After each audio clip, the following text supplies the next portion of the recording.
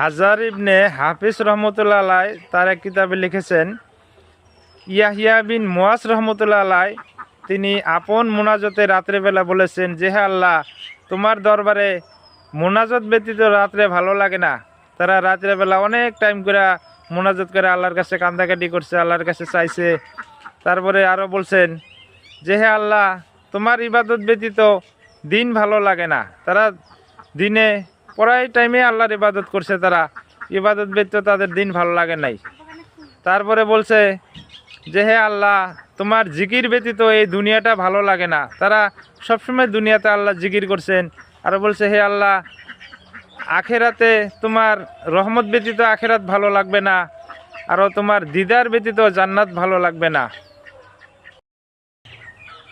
হাজার ইবনে হাফিজ রহমতুল্লাহ আলাই তার এক কিতাবে লিখেছেন,